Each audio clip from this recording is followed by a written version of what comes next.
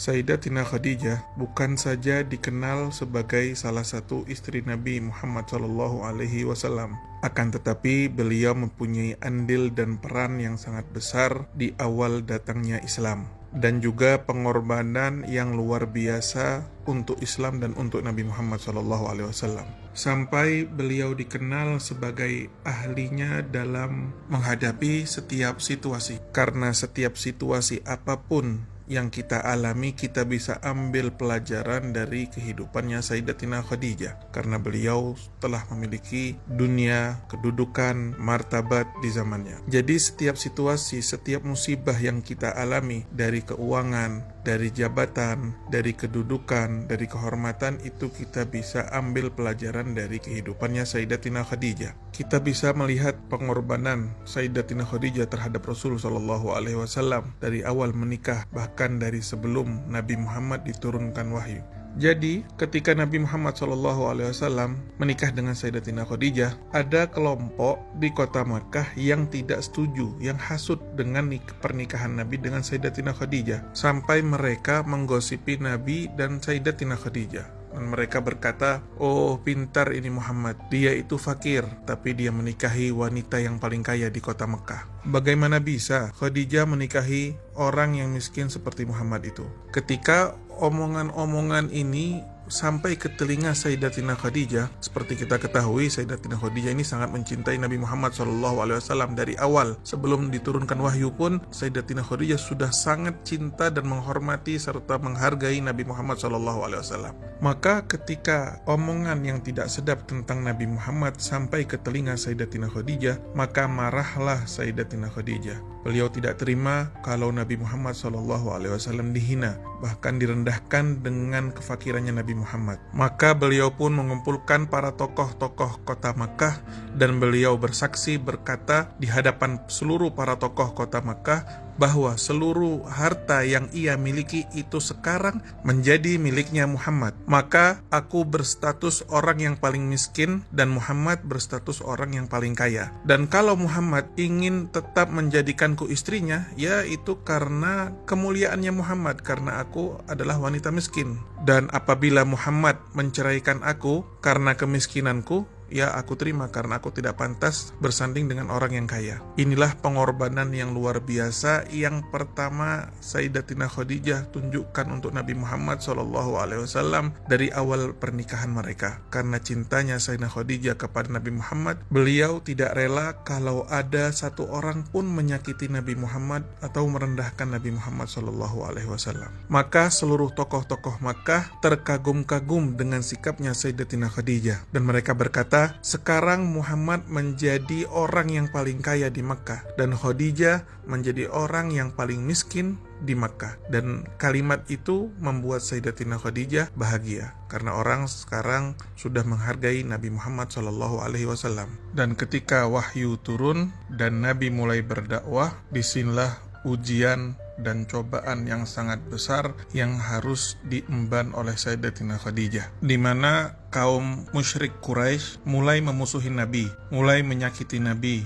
melawan dakwahnya Nabi, mencaci Nabi, mengganggu Nabi, menaruh duri bahkan kotoran hewan di depan pintu rumahnya Nabi Muhammad SAW. Disinilah perjuangan Sayyidatina Khadijah dan pengorbanan Sayyidatina Khadijah, yang mana Sayyidatina Khadijah sebelum ini dimuliakan dan dihormati di kota Mekah, dan sekarang beliau dihina oleh orang Mekah, yang mana sebelum ini beliau memiliki harta yang kaya raya, tapi setelah ini beliau infakkan seluruh hartanya di jalan Allah Subhanahu wa Ta'ala, dan beliau menjadi wanita yang fakir dan miskin. Ini semua adalah ujian dari Allah Subhanahu wa Ta'ala untuk menunjukkan kemurnian Sayyidatina Khadijah dan untuk mengangkat derajatnya Sayyidatina Khadijah. Di umur beliau yang sudah tua, beliau infakkan seluruh hartanya di jalan Allah Subhanahu wa Ta'ala dan untuk dakwahnya Nabi Muhammad SAW. dan beliau tidak meminta imbalan dari Nabi, bahkan beliau mengharap ridha Allah Subhanahu wa taala. Cobaan demi cobaan, ujian demi ujian yang dilalui oleh Nabi dan Sayyidatina Khadijah, sampai di mana para musyrik Quraisy bersepakat untuk memutus hubungan dengan Nabi Muhammad SAW, dan mereka membuat suatu perjanjian yang tertulis dan mereka gantungkan perjanjian itu di Ka'bah, yang mana setiap orang bisa membaca bahwa mereka berjanji akan memutus hubungan dengan Nabi Muhammad dan orang yang bersamanya dari Bani Hashim dan dari Bani Muttalib, untuk tidak memberi makan mereka dan tidak memberi minum mereka, dan tidak ada yang menikahi dari golongan mereka, dan juga tidak ada yang berjual beli dengan mereka, berinteraksi dengan mereka.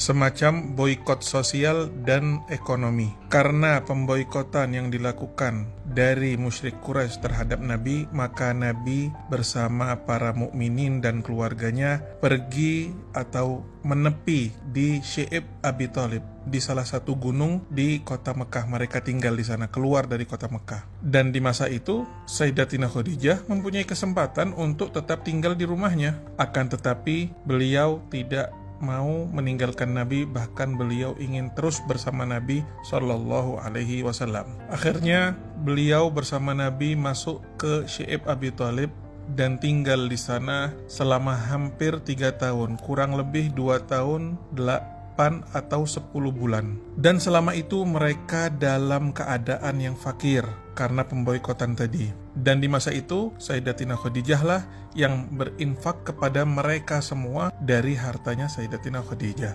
Seluruh kebutuhan itu ditanggung oleh Sayyidatina Khadijah. Coba bayangkan di masa itu, di masa yang paling sulit yang dilalui oleh Sayyidatina Khadijah, di mana anak-anaknya menangis karena lapar. Belum lagi 2 putrinya Sayyidatina Khadijah yang diceraikan dengan secara zalim. Dan Nabi pun ketika bangun di malam hari untuk beribadah kepada Allah, Nabi Muhammad mendengar suara tangisan anak kecil karena lapar. Tapi ini semua tidak membuat Nabi SAW mundur dari dakwahnya. Yang paling menakjubkan lagi, di masa itu setiap kali Nabi SAW masuk ke kemahnya Nabi, ke kemahnya Sayyidatina Khadijah, Nabi selalu mendapati Sayyidatina Khadijah dalam keadaan tersenyum, seakan-akan beliau tidak kesakitan, seakan-akan beliau tidak susah. Padahal beliau dalam keadaan sakit, yang mana itu sakit terakhir beliau sebelum beliau wafat. Tapi ketika Nabi datang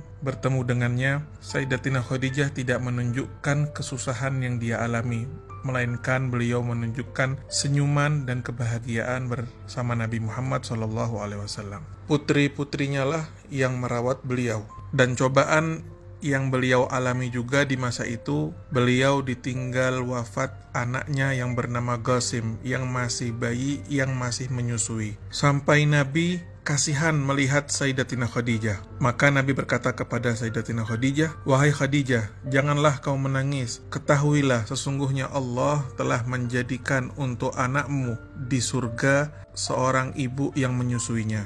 Dan kalau kamu mau, aku akan memperlihatkanmu bagaimana keadaannya sekarang di surga." Ini situasi yang luar biasa. Ini kalau terjadi kepada wanita lain, pasti wanita itu akan menjawab, "Ya, aku ingin melihat anakku di surga." Tapi situasi ini beda dengan Sayyidatina Khadijah. Situasi ini adalah sebuah pelajaran untuk kita. Beliau lebih percaya kepada ucapan kekasihnya, yaitu Nabi Muhammad, melebihi apa yang ia lihat dengan matanya. Seakan-akan beliau berbicara, "Sudah, selama engkau yang berbicara ya Rasulullah, aku percaya. Aku tidak perlu melihat anakku di surga dengan mata kepalaku, tapi aku sudah percaya dan aku yakin cukup dengan ucapanmu bahwa Allah menjadikan untuk anakku seorang bidadari yang menyusuinya di surga. Itu sudah cukup untukku." Ini adalah pelajaran dari Sayyidatina Khadijah untuk kita semua, bagaimana kita mempercayai ucapan-ucapan Nabi Muhammad SAW tanpa ada keraguan. Inilah salah satu ujian terberat yang dilalui oleh Sayyidatina Khadijah sebelum beliau wafat. Di masa di mana beliau dan Nabi Muhammad beserta para kaum mukminin diboikot oleh musyrik Quraisy. Selama mereka berada di lembah Abi Thalib, Sayyidatina Khadijah tidak pernah memperlihatkan kerut wajah yang suram dan beliau tidak pernah mengeluh. Akan tetapi beliau selalu memberikan semangat kepada Nabi, menunjukkan kepada Nabi bahwa dia selalu akan bersama Nabi SAW di setiap situasi. Beliau yang aslinya kaya raya menjadi miskin, beliau yang aslinya dipuji, dihargai, sekarang dicaci dan dihina. Akan tapi itu tidak membuat beliau sedih, patah hati atau menyesal, melainkan beliau bangga dan bahagia bersama Nabi Muhammad SAW.